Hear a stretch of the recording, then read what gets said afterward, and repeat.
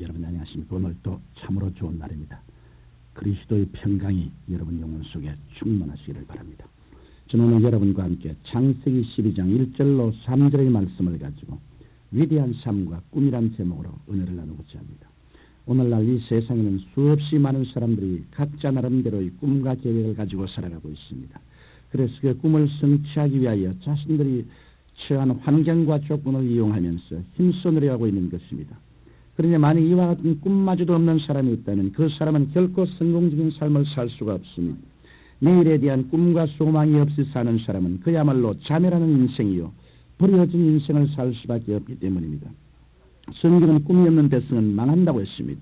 서양 속담에도 벌레의 눈을 가진 민족은 망하지만 독수리의 눈을 가진 민족은 흥한다는 말이 있습니다. 이것은 우리에게 마음속에 꿈이 없이 생활의 환경에만 얽매여 있는 사람은 내일을 창조할 수 없다는 사실을 말해주고 있습니다. 그러므로 꿈을 가진 인생은 창조적인 인생이요 동시에 우리 하여금 위대한 삶을 살 수 있도록 만들어주는 것입니다. 그렇다고 해서 아무 꿈이나 무턱대고 가져서는 안 됩니다. 왜냐하면 꿈에는 사람들 하여금 위대한 삶을 살게 하는 꿈이 있는 반면에 사람을 멸망으로 이끄는 좋지 못한 꿈도 있기 때문입니다. 그렇기 때문에 우리는 꿈을 가지더라도 생명과 성공이라는 꿈을 가져야 합니다. 그럴 때만이 우리는 내일을 창조하기 위하여 위대한 기적을 산출할 수 있는 위대한 삶을 살아갈 수 있게 되는 것입니다. 저는 오늘 성경 말씀을 통하여 우리가 어떻게 하면 위대한 꿈을 가지고 성공적인 인생을 개척해 나갈 수 있는지에 대해 말씀드리겠습니다. 첫째로 위대한 꿈은 하나님과의 만남을 통해서만 얻을 수 있습니다.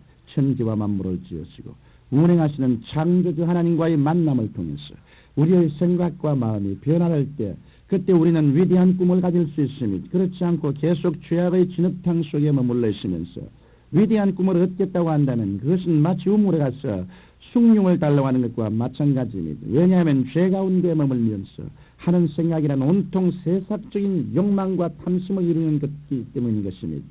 성경 베드로전서 1장 24절에 모든 육체는 풀과 같고 그 모든 영광이 풀의 꽃과 같으니라고 말씀이 기록되어 있습니다. 이와 같이 육체의 욕망과 탐심으로 인한 모든 꿈은 마침내는 풀의 꽃같이 시들어버리고 말 것입니다. 그러나 우리가 예수님을 구주로 영접하고 죄 용서함을 받게 되면 우리는 하나님께 접붙임을 받는 존재가 됩니다.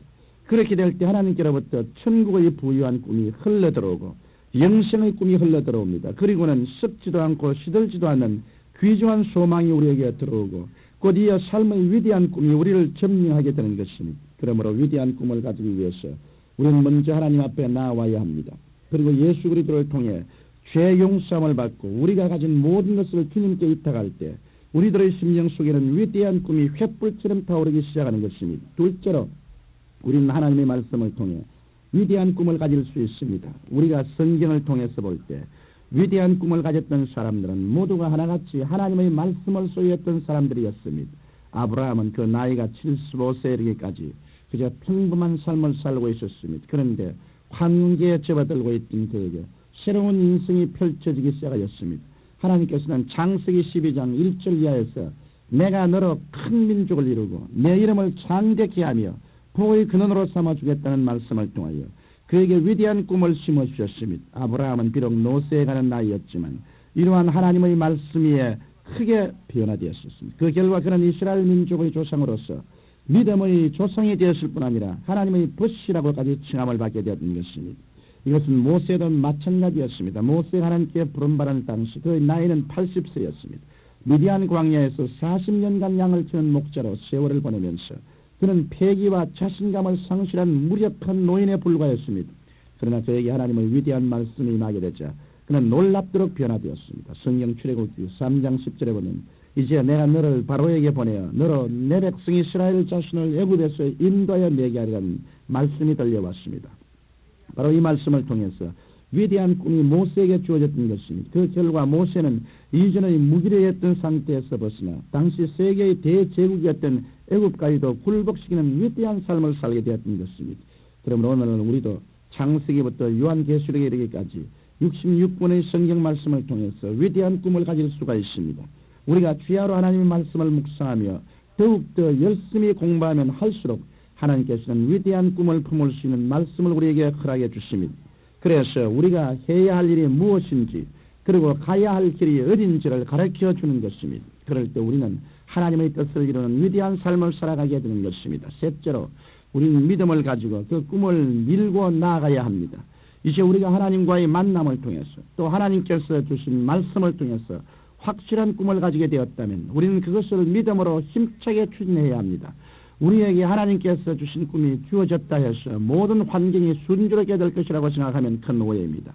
이는 마치 가나안 땅으로 나아간 아브라함에게 기근이 다가오고 모세에게 바로의 강력한 반발이 있었던 것과 마찬가지입니다. 그러나 어려움이 닥쳤다고 해서 낙심하거나 좌절해서는 안 됩니다. 오히려 굳은 신념을 가지고 힘차게 전진해야 합니다. 출애굽기 9장 16절에는 내가 너를 세웠으면 나의 능력을 내게 보이고 내 이름이 온 천하에 전파되게 하려 함이라고 말씀하였었습니다. 이 말씀은 하나님께서 애굽 왕 바로를 두고 하신 말씀입니다. 바로와 같이 하나님께 끈질기게 대적하는 자도 하나님의 능력을 보이기 위해 미리 계획하시던 말씀입니다. 그러므로 우리에게 혹시 어려움이 닥친다 할지라도 오히려 우리는 감사할 수밖에 없습니다. 왜냐하면 그러한 어려움 통해서 하나님의 도우심을 힘입을 수 있고 하나님께서 베푸신 기적을 체험할 수 있는 좋은 기회가 되기 때문입니다. 문제는 우리에게 굳건한 믿음이 있느냐 없느냐는 것입니다. 그런데 이러한 믿음은 우리가 원한다고 해서 쉽게 소유할 수 있는 것은 아닙니다. 환경의 도전을 극복할 수 있는 믿음은 오직 하나님께 매달려 간절히 기도하고 성령으로 충만하게 될 때 소유할 수 있는 것입니다. 믿음은 바라는 것들의 실상이요 보지 못하는 것의 증거입니다. 우리가 이러한 믿음을 가지고 있을 때에는 눈에는 아무 증거 안 보이고 귀에는 아무 소리 안 들리고 손에는 잡히는 것 없어서도 마음의 요동함이 없이 힘차게 전진할 수 있는 것입니다. 청취자 여러분, 꿈은 여러분의 인생에 위대한 변화를 일으킵니다. 그리고 여러분들로 하여금 위대하고 성공적인 삶을 살 수 있도록 인도합니다. 더욱이 하나님께서는 우리들이 그 꿈을 통하여 하나님의 뜻을 이룸과 동시에 인생의 행복과 보람을 맛보며 살아가기를 원하십니다. 하나님의 위대한 사역은 바로 꿈을 잉태하고 그 꿈을 끝까지 부여잡는 사람을 통해서 이루어지는 것입니다. 여러분께서 꿈을 키워나가는 것이 아니라 꿈이 여러분을 붙잡고 키워나가게 되는 것입니다. 우리의 모든 위대한 소망이 뭐다 꿈이라는 그릇을 통해서 성취된 것입니다. 그러므로 여러분이 위대한 삶을 살아가기 원하신다면 먼저 하나님을 만나십시오. 그리고 그의 말씀을 온전히 의지하십시오. 그래서 하나님께서 주셔서 잉태된 꿈을 통해 확실한 목표와 계획을 세우고 믿음으로 굳게 밀고 나가십시오. 그럴 때 여러분은 주의 능력이 기적같이 많은 위대한 삶을 살아갈 수 있게 될 것입니다. 살아계신 아버지, 꿈이 없는 백성은 망합니다. 아버지, 꿈은 우리 모든 마음의 소원을 성취시키는 그릇입니다. 그러므로 우리가 꿈을 키우는 것이 아니라 꿈이 우리를 키워나간다는 것을 알게 도와주시옵시고 힘차게 꿈을 부여잡게 도와주옵소서. 예수님 이름으로 기도합니다. 아멘.